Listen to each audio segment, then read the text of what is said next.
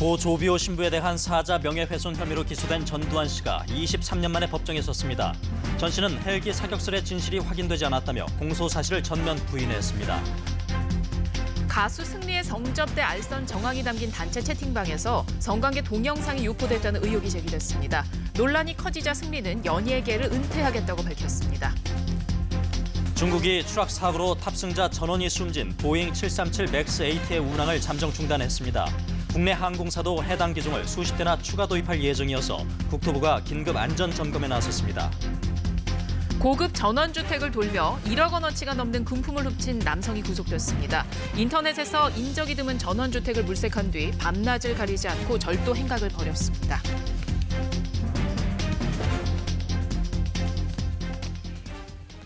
여러분 안녕하십니까? KBS 7시 뉴스입니다. 5.18 헬기 사격을 증언한 고 조비오 신부를 거짓말쟁이라고 비난해 명예훼손 혐의로 기소된 전두환 씨가 법정에서 혐의를 부인했습니다. 쟁점이 된 헬기 사격은 논쟁적 사안이라고 주장했는데요. 발포 명령 질문에 대해서는 왜 이래라는 한마디만 남겼습니다. 보도에 지종익 기자입니다. 전두환 씨가 32년 만에 광주를 찾았습니다. 5.18 피고인 신분으로 재판에 출석하기 위해서입니다. 법정에 들어서는 전 씨를 향해 질문이 쏟아지자 불쾌한 감정을 드러냅니다. 부인합니까? 왜 이래? 사과할 생각 없으세요? 사과할 생각 없으십니까? 재판이 시작되자 전 씨는 잘 알아듣지 못하겠다며 헤드셋을 착용하기도 했고 부인 이순자 씨와 대화를 나누기도 했습니다. 재판의 쟁점은 5.18 당시 헬기 사격이 있었는지 여부. 검찰은 국방부 특별조사위원회 조사 결과와 공판 기록 등을 통해 헬기 사격이 있었다는 객관적인 증거를 확보했다고 주장했습니다. 반면 전 씨 측은 헬기 사격이 정권에 따른 논쟁적 사안이라면서 특별조사위원회와 국립과학수사연구원의 조사 결과도 직접적 증거가 없다며 공소 사실을 부인했습니다. 또 회고록은 과거 국가기관 기록과 검찰 조사를 토대로 썼기 때문에 문제가 없다는 겁니다. 전 씨 측은 이와 함께 형사소송법 319조를 근거로 이 사건의 범죄지 관할을 광주로 볼 수 없다는 의견서를 제출했습니다. 재판은 1시간 15분 만에 끝났고 다음 재판은 다음 달 8일 오후 2시에 열릴 예정입니다. KBS 뉴스 지종익입니다. 광주에서의 재판을 앞두고 5.18 단체와 시민들은 전 씨가 사죄할 수 있는 마지막 기회라며 차분히 지켜보겠다는 입장을 밝혔습니다. 하지만 법정에서 전 씨가 혐의를 전면 부인했다는 소식이 전해지자 분노로 들끓었습니다. 박영민 기자의 보도입니다. 전두환 전 대통령이 광주에 진입했다는 소식이 전해지자 법원 앞은 긴장감이 흘렀습니다. 손팻말을 든 시민들은 전 씨가 광주 시민들에게 사죄할 마지막 기회라며 재판을 차분하게 지켜보겠다는 입장이었습니다. 법원 도착 직전 법원 맞은편 초등학교 학생들도 전 씨의 사죄를 촉구하고 나섰습니다. 고 조비오 신부의 조카 조영대 신부는 전 씨가 석고대죄가 어려우면 죄를 지었다는 한마디라도 해야 한다고 말했습니다. 전두환 씨가 정말로 광주의 그 엄청난 죄악을 저질렀으니 광주 시민에게 진심으로 사죄하고 용서를 빌면서 오늘로 기해서 정말로 광주의 5.18 진상 규명이 전 씨가 법정 안으로 들어간 뒤에도 광주 시민들은 차분한 분위기 속에서 집회를 이어갔습니다. 하지만 법정에서 공소 사실을 전면 부인했다는 소식이 전해지자 법원 밖에서 전두환 전 대통령을 기다리던 시민들은 분노하기 시작했습니다. 재판이 끝나고 20분이 더 지나서야 법원 밖으로 모습을 드러낸 전 씨. 시민들은 전 씨가 탄 차량에 물건을 집어던지고 도로에 누워 격렬하게 항의했습니다. 이 때문에 법정동에서 정문까지 약 300m 남짓한 거리를 빠져나오는데 15분이 넘게 걸렸습니다. 32년 만에 광주를 찾은 전 씨는 끝내 5.18 마지막 참회의 기회를 날린 채 법정을 떠났습니다. KBS 뉴스 박영민입니다. 오늘은 지난달 자유한국당 의원들의 5.18 망언에 대한 고소인 조사가 있었습니다. 고소한 지 거의 한 달 만에 수사가 시작된 건데요. 검경이 이렇게 미적대는 가운데 망언의 당사자 피고소인 지만원 씨는 오늘도 전두환은 영웅이라는 망언을 이어갔습니다. 정세배 기자입니다. 5.18 유공자라는 이상한 괴물 집단을 만들어내면서 우리의 세금을 축내고 있습니다. 논리적으로 이게 북한군 개입 반폭동이었다 하는 것을 밝혀내야 됩니다. 지난달 잇따른 자유한국당 의원들의 5.18 망언에 대한 고소 사건과 관련해 경찰의 수사가 시작됐습니다. 고소인 자격으로 경찰에 출석한 더불어민주당 민병두 의원과 민주평화당 최경환 의원. 두 사람은 5.18 유공자이기도 합니다. 이망은 3인 의원, 지만호 씨에 대해서도 책임을 분명히 해서 이제 5.18 광주 민주화운동에 대한 역사 정의를 세울 때라고 생각합니다. 경찰은 보다 신중하게 수사를 진행할 방침입니다. 초미의 관심사인 만큼 일반 수사보다 시간이 더 걸릴 것이라고 경찰은 밝혔습니다. 김진태, 이종명, 김순례 의원에 대한 자유한국당 차원의 징계도 역시 미뤄지고 있습니다. 한국당 의원들과 함께 고소를 당한 지만원 씨는 오늘 아침 전두환 씨의 연희동 자택에 나타났습니다. 군복을 입은 보수단체 회원들의 호의를 받으며 당당하게 망언을 이어갔습니다. 5.18 발언에 대해서 어떻게 생각하십니까? 박사님, 전두환 전 대통령 아직 영웅이라 생각하십니까? 영웅이다. 이 과정에서 보수단체 회원들과 취재진 사이에 실랑이가 벌어지기도 했습니다. 한편 지 씨는 지난해 12월 5.18 피해자들에게 8천여만 원을 배상하라는 대법원 확정 판결을 받았지만 아직 이행하지 않고 있습니다. 지 씨는 지지자들에게 모금해서 배상하겠다는 궤변만 늘어놓고 있습니다. KBS 뉴스 정세배입니다. 오늘 임종원 전 법원행정처 차장의 첫 정식 공판을 시작으로 사법농단 사건에 대한 재판이 본격화됐습니다. 임 전 차장은 작심한 듯 혐의를 부인하는 발언들을 쏟아냈는데 특히 루벤스의 그림을 야로들어 무리한 기소라며 검찰을 비난했습니다. 보도에 김채린 기자입니다. 푸른색 수의 차림의 임종원 전 차장이 굳은 표정으로 법정으로 향합니다. 구속 기소된 지 넉 달 만입니다. 검찰 조사에선 줄곧 묵비권을 행사해온 임 전 차장. 오늘은 작심한 듯 미리 준비한 의견서를 바탕으로 검찰 공소 내용을 반박했습니다. 특히 유명 화가의 그림을 예로 들어 눈길을 끌었습니다. 자칫 음란물로 보일 수 있는 작품이지만 아버지를 위한 딸의 헌신을 그린 성화라면서 검찰이 눈에 보이는 대로 무리하게 기소했다는 주장입니다. 검찰이 증거라고 내민 법원행정처 문건들은 단지 여러 아이디어를 검토한 것에 불과하다며 재판 개입을 적극 부인했습니다. 또 재판거래 혐의에 대해선 검찰이 만들어낸 가공의 프레임이라고 주장했습니다. 법원행정처 업무는 경계가 모호하고 다른 기관과 협조해야 하는데 검찰이 이를 정치 권력과의 유착으로 둔갑시켰다는 겁니다. 검찰은 임 전 차장이 사법부의 이익을 위해 재판을 거래 대상으로 삼고 불법적으로 개입했다고 강조했습니다. 그러면서 이번 수사가 대법원의 의뢰로 시작된 점을 상기시키며 적법한 절차로 진행됐다고 맞섰습니다. 이른바 사법농단 사건 재판은 임종원 전 차장의 적극적인 혐의 부인으로 시작됐습니다. 양승태 전 대법원장 등 앞으로 예정된 다른 전현직 법관들의 재판도 이와 크게 다르지 않을 거란 전망이 나옵니다. KBS 뉴스 김채린입니다. 가수 승리를 둘러싼 논란이 일파만파 커지고 있습니다. 해외 투자자 성접 접대에 이어서 휴대전화 메신저 대화방에서 여성 몰카를 공유했다는 의혹이 제기되면서 승리는 돌연 연예계 은퇴를 선언했습니다. 김수영 기자입니다.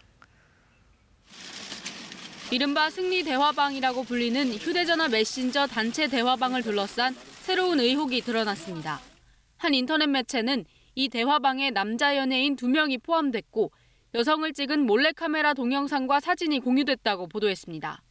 이 매체는 2016년 1월 오후 8시 40분쯤 승리의 지인 김모 씨가 올린 20초 분량의 성관계 영상과 사진, 또 승리가 이를 보고 대답하는 문자 등을 확인했다고 밝혔습니다.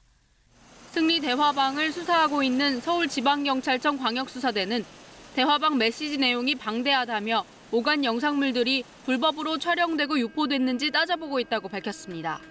한편 경찰은 승리가 해외 투자자에게 성매매를 알선한 혐의와 관련해서도 수사에 속도를 내고 있습니다.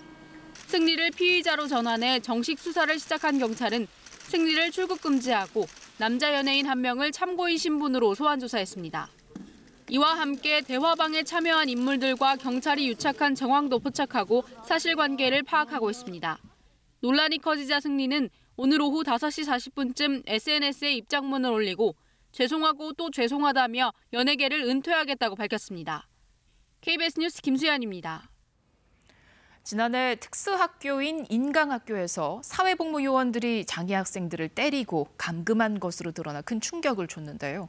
그런데 해당 학교의 교사들도 아이들을 학대하는 데 가담하고 방임한 것으로 드러났습니다. 보도에 박민경 기자입니다.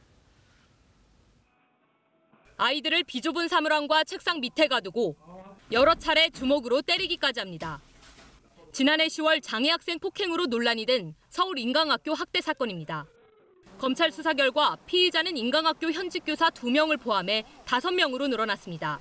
자기네들이 이런 범행하게 된 배경을 조사하는 과정에서 교사들이 시켰다는 진술을 확보할 수 있었습니다. 서울 북부지방검찰청은 55살 현직 교사 차모 씨와 이모 씨, 사회복무요원 23살 이모 씨 등 5명을 장애인복지법 위반 등의 혐의로 불구속 기소했습니다. 특히 교사 차 씨는 지난해 5월과 9월 당시 미성년자였던 피해자에게 고추냉이와 고추장을 강제로 먹인 것으로 드러났습니다. 또 다른 교사 55살 이모 씨도 사회복무요원들에게 학생들을 데리고 가 감금하게 하는 등 학대를 방임한 것으로 밝혀졌습니다. 하지만 문제의 교사들은 여전히 학교에서 학생들을 가르치고 있습니다. 한 2달 정도를 격리를 했다가 다시 지금 3월달부터는 교과 담임을 투입을 시켰어요. 우리 아이를 가르치게 되는 거죠. 우리 아이가 예쁘게 보이겠어요? 인강재단과 학교 측은 학대 의혹이 있는 교사들을 업무에서 배제했지만 학교 운영상의 문제로 복귀시켰다고 밝혔습니다. 전학 가고 싶어도 다닐 수 있는 특수학교조차 적은 장애 학생들과 부모들은 반년이 넘도록 여전히 불안한 메일을 보내고 있습니다.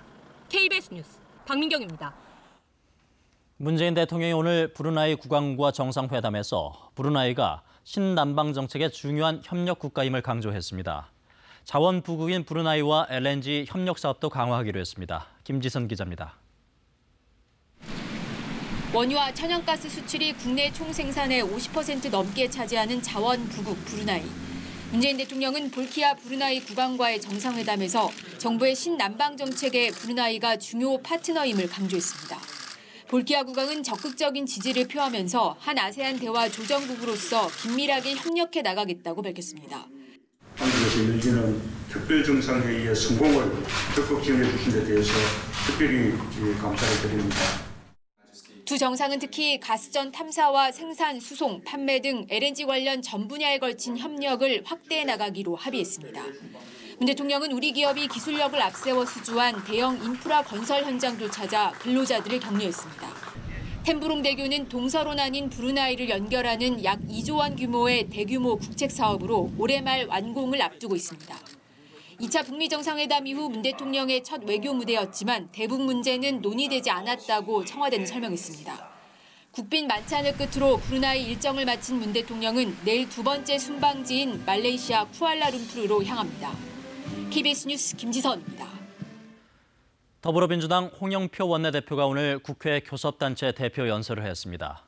양극화와 불평등을 방치하면 사회가 무너진다며 노동시장의 유연성과 안정성을 함께 높이는 구조개혁을 위해 사회적 대타협을 강조했습니다. 최형원 기자입니다.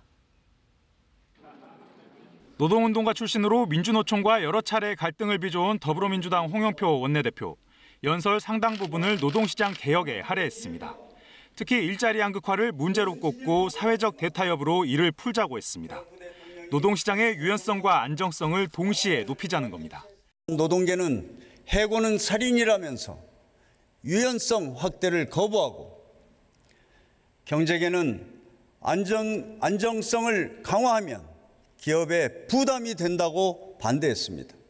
경기 변동과 4차 산업혁명에 대비해 인력 구조 조정을 유연하게 하는 대신 현재 구조원인 실업급여를 26조 원으로 대폭 확대, 안전망을 확충하자고 말하면서 덴마크 모델을 그 예로 들었습니다. 양극화된 일자리 문제 해결을 위해 임금체계 개혁도 강조했습니다. 호봉 대신 직무급, 직능급을 도입하고 임금 공시제를 통해 투명성도 높여야 한다고 강조했습니다. 고임금을 받는 대기업 공공부문 정규직 노조가 3년 내지 5년간 임금 인상을 자제하는 결단을 내려주어야 합니다. 경제사회노동위원회의 파행 속에 노동개혁 방향을 구체적으로 주문한 것으로 보입니다. 20대 국회 현안 법안으로는 공수처법과 국정원법, 검경 수사권 조정, 선거제도 개혁 등을 꼽았습니다. 홍 원내대표는 5.18 망언 태블릿 PC 조작 발언 논란을 거론하며 정치가 품격을 찾아야 한다고 했는데 발언 도중 한국당 의원들로부터 야유를 받기도 했습니다. KBS 뉴스 최영원입니다.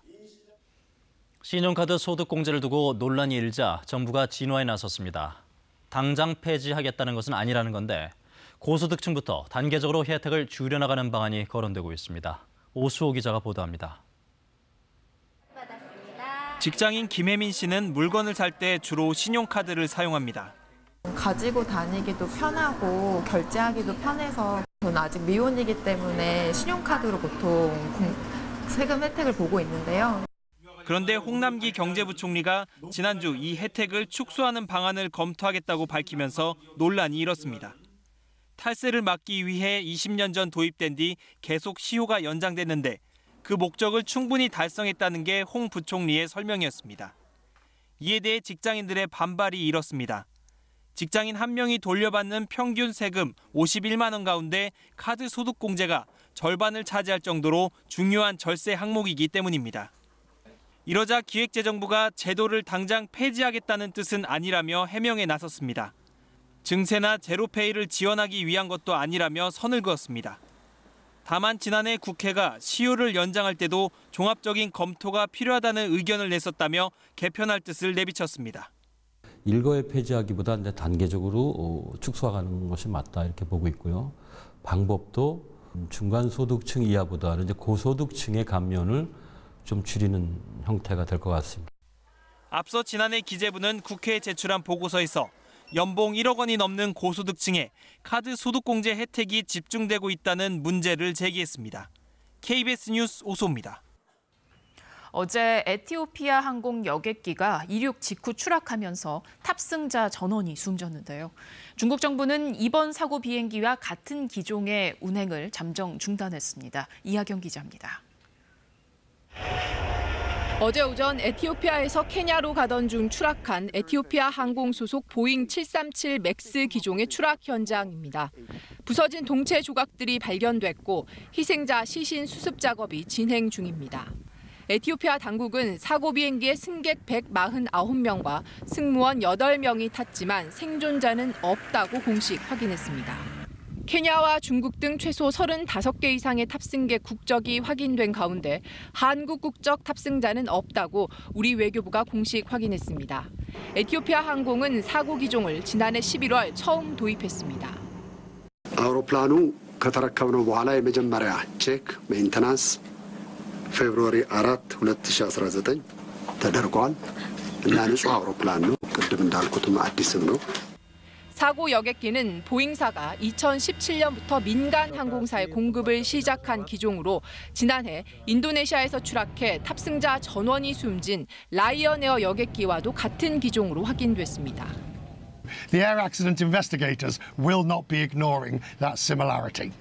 보잉은 2017년 맥스 시리즈 출시 이후 350대를 전 세계 항공사에 인도했고 출고를 기다리는 사전 계약 물량만 4,661대에 이릅니다. 이런 가운데 에티오피아에 이어 보잉의 최대 고객인 중국이 737 맥스 8의 운항을 전면 중단시켰습니다. 중국에서 운항 중인 보잉 737 맥스 기종은 90여 대로 전체 민항기의 3% 수준인 것으로 알려졌습니다. KBS 뉴스 이하경입니다. 국내에서도 사고가 난 여객기와 같은 기종의 비행기가 운행 중이고 내년까지 수십 대가 추가로 국내에 도입될 예정인데요. 승객들의 불안감이 고조되고 있는 가운데 정부가 긴급 안전 점검에 나섰습니다. 이슬기 기자입니다. 사고 여객기와 같은 기종인 B737 맥스 8 여객기가 이륙을 준비하고 있습니다. 이스타항공이 지난 연말 2대를 도입했는데 일본과 태국, 베트남 노선에 운항 중입니다. 글쎄, 근데 뭐 대책이 없잖아.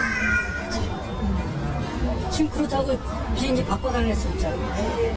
앞서 지난해 10월 라이언 에어 사고 때 미국 연방항공청은 해당 기종이 센서 오류를 일으킬 경우 추락 가능성이 있다고 경고했습니다.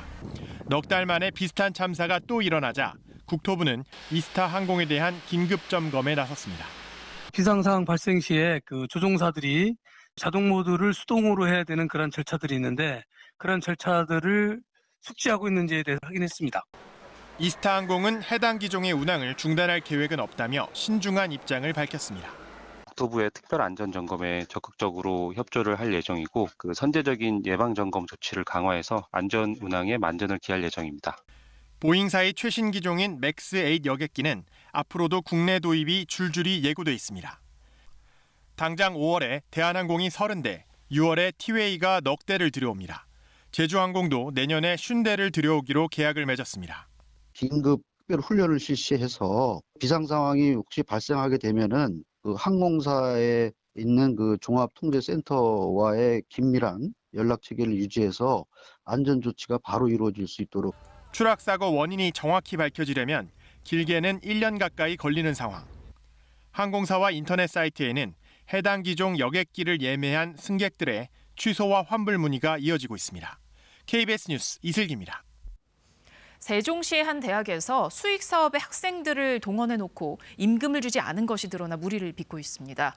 일하느라 수업에 출석하지 못하기도 했다며 학습권 침해라는 주장도 제기되고 있습니다. 성용희 기자입니다. 한 학생이 중계용 카메라로 축구 경기를 촬영합니다. 세종시 한 대학의 영상 관련 동아리 소속으로 중계방송을 제작하는 학교 사업에 동원된 겁니다. 이 동아리 학생들이 작성한 자료를 보면 최근 1년 동안 30여 건의 중계방송에서 임금이 제대로 지급된 경우는 6건에 불과합니다. 장비를 미리 설치하거나 참관으로 분류된 경우 임금이 지급되지 않았습니다. 사전 설치는 12시간, 참관 당시 6시간가량 일하고도 돈 한 푼 받지 못했다는 겁니다. 배우는 입장에서 왜 돈을 받아야 되냐. 너네 돈 벌려고 이거 들어오는 거냐고. 그럴 거면 나가라. 못 받은 돈은 경기 당일 지급된 일당 7만 원으로 계산했을 때 1,070여만 원이나 됩니다. 또 일정이 몰린 달은 수업도 참석하지 못했습니다. 수업 듣고 싶습니다. 이러면 너는 그냥 이 시장에서 뭐 어떻게 되고 싶냐. 너 졸업하고도 중계 안 할 거냐. 이런 식으로 말씀하시면서. 지도교수는 제작비가 부족해 임금을 모두 주기 어려웠고 참관은 교육기회 보장 차원이었다고 밝혔습니다. 매번 마이너스가 된다고 하면은 이거는 뭐 학교에서 분명히 안 할 거라고 어느 사업주도 어느 학교도 나는 안 할 거라고 막 그렇게 판단이 됐고.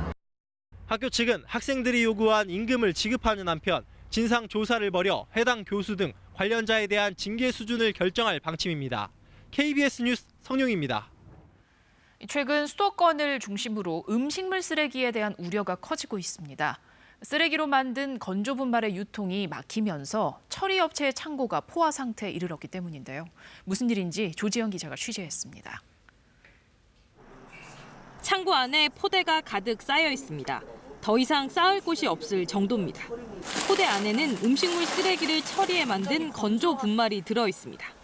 가축의 사료나 비료로 쓰이는 분말 유통이 막히면서 이 업체가 보관하고 있는 양만 3,000톤이 넘습니다. 음식물 쓰레기를 처리해서 건조 분말로 만든 다음 담는 포대입니다. 이 하나가 1톤 정도 되는데 이곳에서만 하루 40개, 그러니까 40톤가량이 생산돼서 이렇게 쌓이게 됩니다. 현행법상 음식물 건조 분말을 유기질 비료로 쓰는 것은 불법입니다. 때문에 지난해 말 농촌진흥청이 대대적인 단속을 하면서 아예 업체들이 건조 분말을 가져가지 않는 겁니다. 저희들이 계속 비용을 지불해서 창고를 얻거나 관리 비용이 계속해서 지불이 되고 있고요. 앞으로 이 시장이 열리지 않으면 그 재활용 자체에도 문제가 발생할 수 있습니다. 농촌진흥청은 고시를 개정해 건조 분말을 유기질 비료로 쓸 수 있도록 지난해 11월 행정 예고까지 했지만 새 규정은 아직 시행되지 않고 있습니다. 업체 간에 의견이 통일되지 않아서 비료를 사용하는 농업인에 대한 의견 수렴을 거친 후에 최종적으로 저희들이 결정할 계획입니다. 전국적으로 하루 260만 톤의 건조 분말이 생산되는 상황에서 유통이 계속 안 될 경우 음식물 쓰레기 처리 자체가 어려워질 수 있습니다. KBS 뉴스 조지연입니다. 미국이 북한을 향해 3차 북미 정상회담 가능성은 열려 있다고 밝혔습니다. 단, 완전한 비핵화와 전면적 제재 해제를 주고받는 이른바 빅딜을 받아들일 경우에만 가능하다고 못 박았습니다. 기현정 기자입니다. 대북 강경파인 존 볼턴 백악관 국가안보보좌관이 3차 북미 정상회담 가능성을 공식적으로 언급했습니다. 북한이 자신들의 입장을 제고한 뒤 다시 와서 트럼프 대통령과 빅딜에 대해 이야기하는 것은 가능하다는 겁니다. 다만 전제 조건도 명확히 했습니다. 3차 회담은 트럼프 대통령이 제시한 완전한 비핵화 대 경제적 보상이라는 빅딜을 받아들여야만 가능하다며 김정은 위원장의 비핵화 결단을 촉구했습니다. So what the president did was, as he put it, to walk away in a friendly way from the discussion. He said he's prepared to meet Kim Jong-un again. 볼턴은 또 동창리 미사일 발사장 복구 동향과 관련해선 북한이 뭘 하는지 눈도 깜빡이지 않고 들여다보고 있다며 북한에 대한 경고 메시지도 잊지 않았습니다. 이와 관련해 AFP 통신은 지난 8일 트럼프가 전부 아니면 전무의 비핵화 전략을 고수하고 있다고 보도했습니다. 단계적 접근법을 고수하다 실패한 전임 행정부에 전철을 밟지 않겠다는 분명한 의지로 분석됩니다. 이런 가운데 뉴욕타임스는 북한이 1, 2차 정상회담 사이 8개월 동안 6개가량의 핵탄두 제조에 충분한 핵물질을 생산한 것으로 미 정보당국이 추정하고 있다고 전했습니다. KBS 뉴스 기현정입니다. 유엔 안보리의 제재 면제 결정으로 조만간 남북 이산가족 화상 상봉이 가능할 것으로 보입니다. 때맞춰 김현철 통일부 장관 후보자가 이산가족 행사를 금강산 관광 재개 계기로 활용할 수 있다고 한 과거 발언이 주목을 받고 있습니다. 보도에 최영윤 기자입니다. 인사청문회 준비에 착수한 김현철 통일부 장관 후보자. 북미 정상회담 후속 조치 등 현안에 대해서는 말을 아꼈습니다. 여러 가지 차원에서 의견 수렴을 좀 해보고요. 지금 통일부가 준비하고 있는 것들도 잘 들어보도록 하겠습니다. 당장 눈앞에 닥친 현안은 이산가족 화상상봉입니다. 화상상봉을 위한 대북 물품 반입에 대해 유엔 안보리와 미국의 제재 면제 절차가 곧 마무리될 것으로 보입니다. 통일부는 조만간 북한과 후속 절차에 대한 협의를 시작할 방침입니다. 정부 당국자는 화상상봉은 실시 여부가 아닌 실시 방법에 대해 북측과 협의할 것이라며 상봉 성사를 자신했습니다. 이산가족 행사가 금강산 관광과 개성공단 재개에 마중물 역할을 할 것이라는 기대도 나오고 있습니다. 김현철 후보자는 통일연구원장 시절 현재 유엔 제재 하에서 이산가족과 금강산 관광 재개를 연계하는 해법을 제시하기도 했습니다. 금강산은 이산가족하고 연결해서 접근할 수 있을 것 같아요. 이산가족에 안에서 시범 관광 같은 거를 해볼 필요성이 있습니다. 이산가족 화상상봉이 고향 방문이나 공동 차례 등으로 이어져 남북관계 개선과 북핵 협상의 동력으로 작용할 수 있을지도 주목됩니다. KBS 뉴스 최영윤입니다. 북한 김정은 위원장의 이복형, 김정남을 살해한 혐의로 기소됐던 인도네시아 여성이 말레이시아 검찰의 기소 취하로 전격 석방됐습니다. 그런데 검찰은 기소를 취하한 이유는 밝히지 않았습니다. 방콕 유석조 특파원의 보도입니다. 김정남 암살 용의자로 기소됐던 인도네시아 여성 시티 아이샤가 말레이시아 법원을 나섭니다. 검찰이 전격적으로 기소를 취하한 데 이어 법원도 바로 석방을 결정했기 때문입니다. 검찰은 기소 취하 이유는 밝히지 않았습니다. 시티는 석방 직후 인도네시아 대사관으로 이동했으며 곧 귀국할 것으로 보입니다. Perasaan saya sangat bahagia, nggak nyangka kalau hari ini hari kebebasan saya. 법원은 시티와 함께 살인 혐의로 기소된 베트남 국적 도한티 흐엉에 대한 재판도 일단 연기했습니다. 두 사람은 지난 2017년 2월 쿠알라룸푸르 공항에서 김정남의 얼굴에 화학무기인 VX 신경작용제를 발라 살해한 혐의로 기소됐지만 이들은 방송 프로그램에 출연하는 줄 알았다고 주장해왔습니다. We are grateful that the public prosecutor has in fact come to this conclusion because we still truly believe that she is merely a scapegoat and she is innocent. 최근까지 말레이시아 검찰은 용의자들이 훈련된 암살자라는 입장이었기 때문에 이번 조치는 매우 의외로 받아들여지고 있습니다. 일부에서는 인도네시아와 베트남 정부의 지속적인 압박에다 말레이시아 정부도 사건을 마무리하길 원한 것 아니냐는 관측이 나오고 있습니다. 북한 용의자들이 도주한 상황에서 시티에 이어 흐엉까지 석방될 경우 김정남 암살 사건 배후 규명은 사실상 어려울 것으로 보입니다. 방콕에서 KBS 뉴스 유석조입니다. 층간 소음으로 인한 이웃 간의 갈등이 어디까지 번지는 걸까요? 소음엔 소음으로 대응하라는 보복 전용 대형 스피커까지 등장했는데요. 잠깐 속은 시원할지 몰라도 갈등의 골은 갈수록 깊어지겠죠. 진희정 기자입니다. 윗집을 향해 방 천장에 대형 스피커가 설치됐습니다. 재생 목록을 봤더니 각종 소음성 음원이 반복적으로 설정돼 있습니다. 층간 소음에 대응하겠다며 아래층에 사는 45살 A씨가 설치한 겁니다. 층간, 벽간 소음에 대응하기 위해 보복 소음 전용 스피커까지 등장했습니다. 설치된 그 기계가 과연 직접적인 유형의 행사를 볼 수 있는지 그게 관건이거든요. 폭행죄에 만약에 해당이 안 되면 경범죄 처벌법으로 처벌을 하려고 생각 중이에요. 소음 피해를 준 사람에게 보복 스피커로 직접 소음 피해를 느끼게 할 수 있어서 온라인에선 큰 인기입니다. 사용 설명서에는 생활 소음을 틀어 고의성 시비를 피하라는 지침부터 경찰이나 경비원 대응 요령까지 제시하고 있습니다. 법적인 문제가 전혀 없다는 식의 확인되지 않은 정보까지 담고 있어 또 다른 갈등의 대상이 되고 있습니다. 그 보복소음 우퍼라는 게 이제 그런 소리가 실제적으로 들리기도 하시고 진동으로도 많이 느끼시기 때문에 그런 걸로 접근을 하시는 편이에요. 전문가들은 갈등의 진짜 원인은 소음이 아니라 이웃 간의 격해진 감정이라고 입을 모읍니다. 1년 이상 넘어가 버린 소음에다가 감정이 섞이기 시작을 했는데 한 80%가 감정 문제입니다. 서로가 어떤 이야기를 하든지 간에 다 거짓말이다 그러는 거. 직대면을 하게 되면 굉장히 큰 일이 발생되는 것이 대부분이고. 갈등의 또 다른 갈등이 아니라 이웃 간의 성숙한 대화와 제3의 기관을 통한 중재 등 현명한 대처가 필요합니다. KBS 뉴스 진희정입니다. 경기도 용인 일대 전원주택단지를 돌며 절도를 한 남성이 붙잡혔습니다. 대범하게 한낱 빈집에 침입해서 금품을 훔쳤는데 피해 금액이 1억여 원에 이릅니다. 오현태 기자가 취재했습니다. 여행용 가방을 든 남성이 주택 담벼락으로 다가옵니다. 손전등으로 담벼락 주변을 살펴보더니 담장을 넘을 준비를 합니다. 주택 안으로 몰래 들어간 이 남성은 잠시 후 주택 정문으로 유유히 빠져나옵니다. 40대 남성 김모 씨는 이 주택에서 명품 가방 등 2천여만 원어치 금품을 훔쳤습니다. 이에 앞서 지난 1월에는 전원주택에 몰래 들어가 가사도우미를 위협한 뒤 8천여만 원어치 금품을 훔쳐 달아났습니다.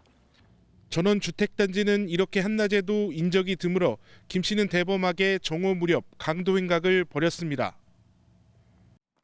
김 씨는 전원주택에 접근할 때와 빠져나갈 때 모두 주변 야산을 이용해 경찰의 추적을 피했습니다. 2시간가량 떨어진 곳에서 등산로에서 차를 주차해 놓고 등산을 통해 산을 내려와서 범행을 하게 된 것입니다. 경찰은 전문 수사팀을 구성해 주변 CCTV 200여 대를 분석한 뒤 충북 청주 주거지에 있는 김 씨를 붙잡아 구속했습니다. 조사 결과 김 씨는 인터넷으로 여러 범행 대상을 검색한 뒤 고급 전원주택단지를 노린 것으로 드러났습니다. 경기도 일대의 전원주택단지는 도심 아파트보다 방범위 허술하고 부유층들이 살 거라는 인식이 있어 강도나 절도 범죄의 표적이 되고 있습니다. 경찰은 집을 오랜 기간 비울 때는 택배나 우편물 등이 쌓이지 않게 해달라고 당부했습니다. KBS 뉴스 오현태입니다. 지난해 사립 유치원들의 대규모 회계 부정이 드러나며 큰 파문이 일었는데 그 이후로도 비리가 계속된 것으로 나타났습니다. 지난 반년간 적발된 비리가 1,200여 건에 이르고 그 액수는 103억 원이 넘습니다. 천유정 기자입니다. 이 사립유치원은 원장의 배우자를 행정실장으로 등록했습니다. 자문료로 매달 460만 원씩 2년 8개월간 1억 5천만 원을 지급했습니다. 이 행정실장은 서울 다른 지역의 유치원 원장으로 급여를 받는 상태였습니다. 서울시 교육청은 경고 처분과 함께 4,400여만 원을 회수하라고 명령했습니다. 대처는 따로 얘기 없으시고 그냥 그대로 아무 일 없듯이 그냥. 근무하지도 않은 설립자에게 급여와 휴가비 명목으로 7,900여만 원을 지급한 유치원도 있습니다.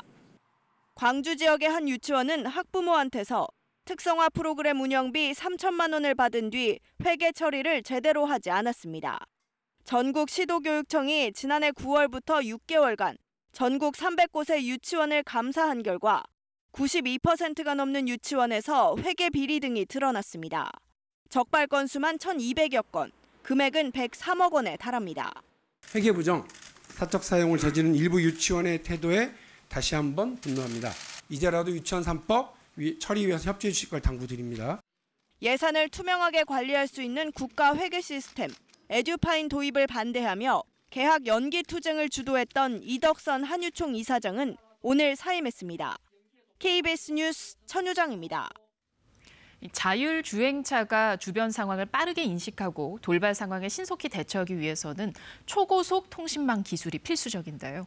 5세대 이동통신망을 갖춘 자율주행차가 일반 도심 도로 주행에 성공했습니다. 홍하경 기자입니다. 자율주행 버튼을 누르자 스스로 핸들이 움직이기 시작합니다. 합류 구간에 다다르자 스스로 깜빡이를 켜며 차량의 흐름에 맞춰 강변북로에 진입합니다. 신호등과 속도 제한 표지판을 읽으며 실제 주행 속도에 반영하고 목적지가 변경되었습니다. 주변 교통이나 사고 상황 등을 반영해 주행 경로를 바꾸기도 합니다. 도착지 인근에서 방지턱이 나오자 속도를 줄입니다.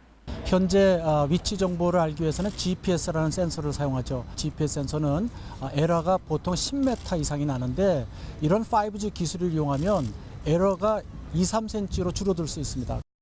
첨단 센서와 카메라가 인식한 교통과 주변 상황은 5G 통신을 통해 실시간으로 전달됩니다. 이 자율주행 차량은 오늘 도심도로 8km를 주행하게 되는데요. 이 차량에 장착된 기기들을 통해서 주변 정보를 관제센터와 송수신하게 됩니다. 고속으로 움직이고 주변에 차량이 굉장히 많기 때문에 주고받아야 되는 데이터도 굉장히 빨리 처리를 해야 되고 그 난제점을 해결해 줄 수 있는 게 5G다.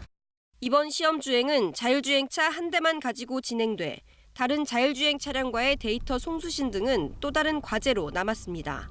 KBS 뉴스 홍하경입니다.